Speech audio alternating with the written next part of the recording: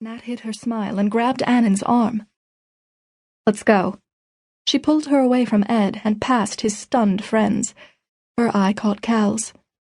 "Telling choice of friends, Cal." Her sister looked at her with a mixture of loathing and embarrassment. "At least mine aren't freaks," Cal spat, and gestured to Annen. Nat paused. Her mind flashed with memories of Benedict hurling insults at Annen and Soris. Anger blossomed inside of her. She retraced her steps and faced her sister. "Don't you ever—" "Natalie, I don't care what she calls me." Annen grasped Nat's forearm and spun her in the direction of a set of stairs leading to the parking lot. "You may not, but I do.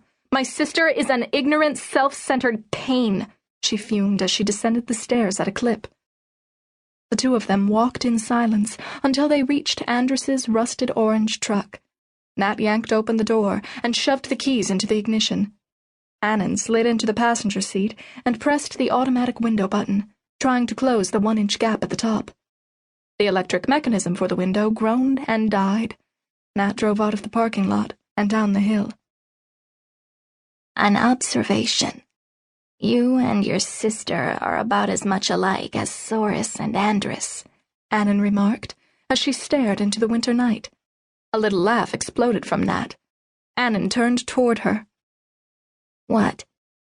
"I just had an image of Andrus trying to train my sister to fight the Nala. He thought he had it bad with me? Can you imagine?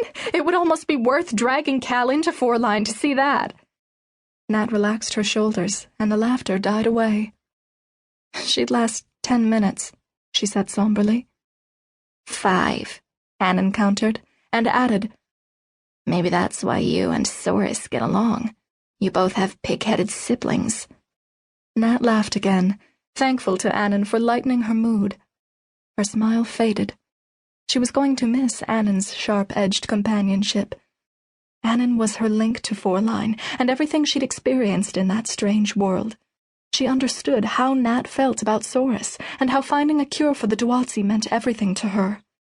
Now Annen was leaving her behind. Nat steered the truck onto Grand Street.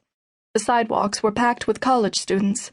The sounds of a band playing along the riverfront floated through the crack in Annen's window. She watched a young couple dance on the sidewalk in time to the blaring music, and her thoughts strayed to Soris. What would it be like to dance with him along the river? She wondered, before remembering again that he, unlike Annen, had too much Nala in him to pass into her world.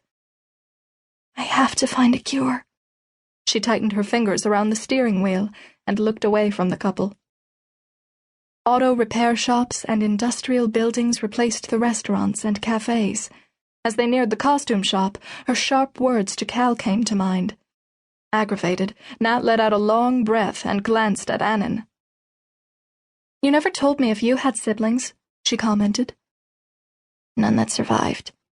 I am the last of the Averflies. The Nala saw to that." The glow of the streetlights flashed across her face. "And here I am complaining about my sister." Nat lowered her head. "Complaining about her is fine. Just don't forget she's family," Annen replied. "I've never forgotten mine, even though I consider everyone I lived with here my family now."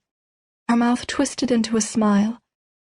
2 sisters, a professor, Oberfisk, Andrus, Kroner, Ryler, and a king.